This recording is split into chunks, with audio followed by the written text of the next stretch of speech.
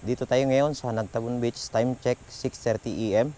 Sa video ito, ituturo ko sa inyo kung paano gamitin ang new tracking modes ng DJI Air 3.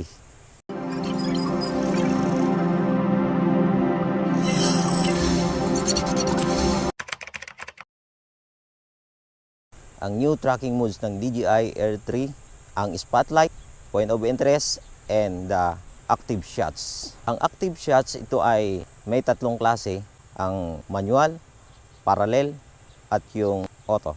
Dalawang klase ang pamamaraan kung paano gamitin ang tracking modes ng DJI Air 3. Unang-una is gagawa tayo ng rectangle dito sa subject, katulad nito. Kapag gusto natin i-cancel to, touch nyo lang yung export exit. Then yung pangalawang paraan na gagamitin natin sa pag-track ng subject is pupunta tayo sa setting and then control tab.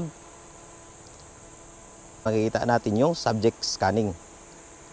So ang subject scanning, itatap lang natin yung positive icon on the top of the subject, tapos automatic gagawa siya ng rectangle doon mismo sa subject. I-on natin itong subject scanning. Mapapansin natin sa subject, may plus icon dito sa ating harapan. So ang gagawin natin, i-press lang natin to, nagkukusa na siya na nagkakaroon ng rectangle. And then kung gusto natin i-cancel to, i-touch lang natin tong export exit. Kung gusto mong limitahan ang tracking modes ng DJI Air 3, meron tayong spotlight mode.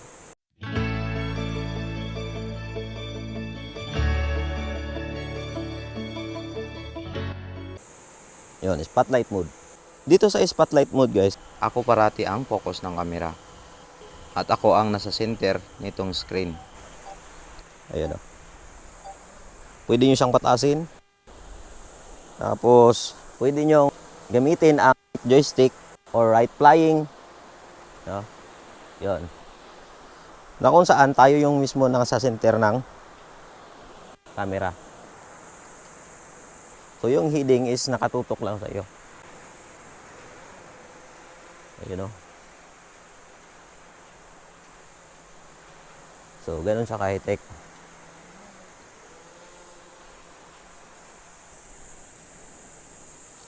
Ayun. Yun ang spotlight mode. Kung gusto natin i-exit to, i-touch lang natin ang export exit. And then, the next is point of interest.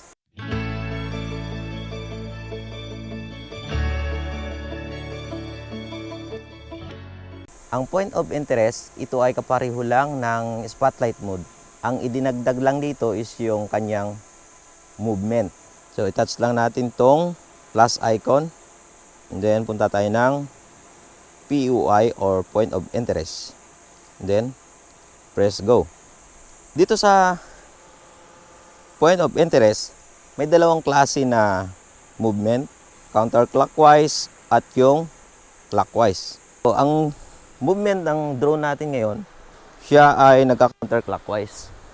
So, na kung saan yung focus ng camera or ng heading is nakatutok mismo sa atin, na kung saan tayo ang nasa center nitong screen.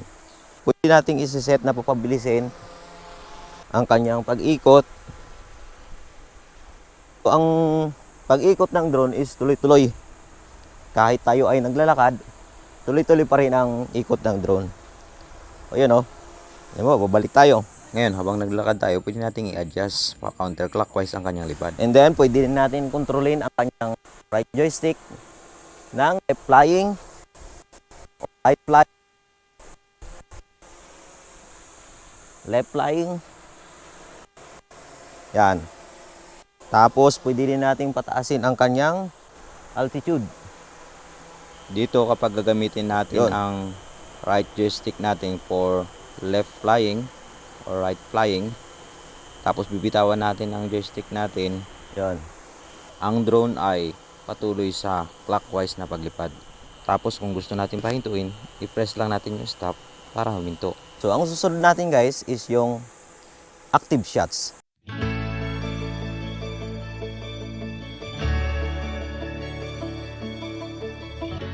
So So dito, itouch lang natin tong active shots. And then lalabas yung manual, parallel, and auto. So dito tayo sa manual. And then, press lang ang go. Ang manual, ito ay may dalawang klase na circle. Inner circle and the outer circle. Dito sa manual, pwede mo siyang i-set up yung heights ng inner circle and then yung heights ng outer circle. Pati yung kanyang distance ay na-adjust din. So ang gagawin natin is pupunta tayo sa setting, control tab, and then start shots settings. Merong person, merong vehicle. Sa person, may dalawang circle. The inner circle and the outer circle. And then sa vehicle, is nag-iisa lang ang kanyang circle. So dito tayo sa person. Pwede nating i-adjust ang kanyang inner radius is 4 meter. Pwede nating gawing 5 meters. Pero sa akin kahit 4 na lang. Dito naman sa outer radius or distance ay gagawin nating 7 meters. And then yung kanyang inner height 2 meters. And then outer is 5. Gagawin ko is 6 meters. Ang camera motion, pwede nating i-normal lang yung kanyang camera. And then pwede ring mas mabilis yung kanyang camera. Nakadepende sa inyo. And then dito sa near ground flight, ang altitude niya is below 2 meters. Mas mababa yun. Pwede mo yung isagad sa yung mas malapit lang sa lupa. So, di naman natin kailangan yan. I-exit na lang natin to. Punta tayo sa pinaka-screen nito. Dito tayo sa manual. So, naka-on na ang ating active shots. Manual. Yun. Ngayon ay nandito tayo sa B. Behind. Na kung saan yung drone ay sumusunod sa aking likuran. Yun. From B inner circle, pwede nating i-adjust to B outer circle na may heights na 6 meters at may distance na 7 meters. Ngayon, ilalagay naman natin siya sa front outer circle. So, ang drone, natitrace niya kung saan yung ating harapan or na-identify niya. So, yun, nasa front na siya.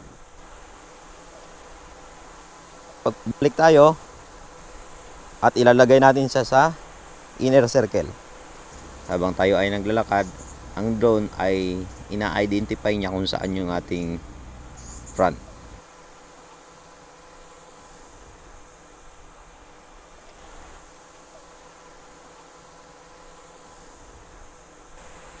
Tapos punta natin ang outer circle sa left side.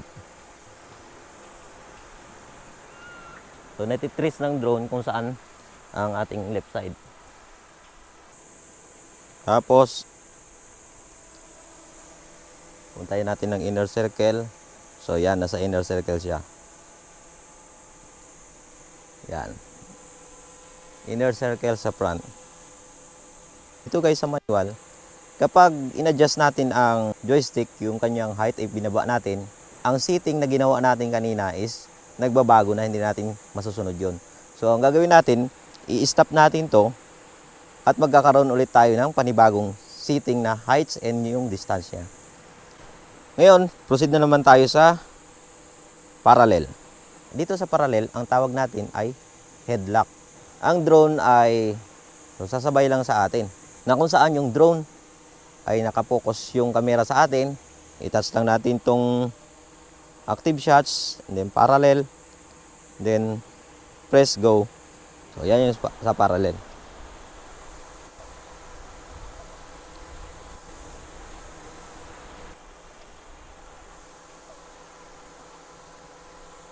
So, na-identify ng drone ang movement natin, yung paglalakad natin. Pareho yung ating movement. Huwag susunod din sa atin. Pag ganoon, so ang drone ay atras. Yun na, parallel. So, press lang natin ng stop para huminto.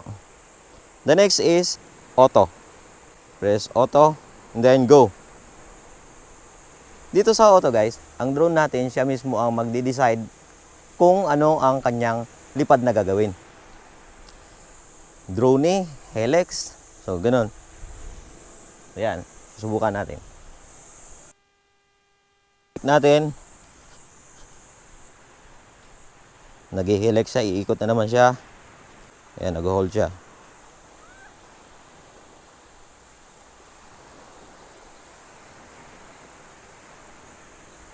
Ayan, helix.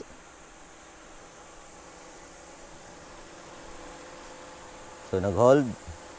Pagpapaganon tayo. Yan ang lipad ng drone. Hold siya. Helix.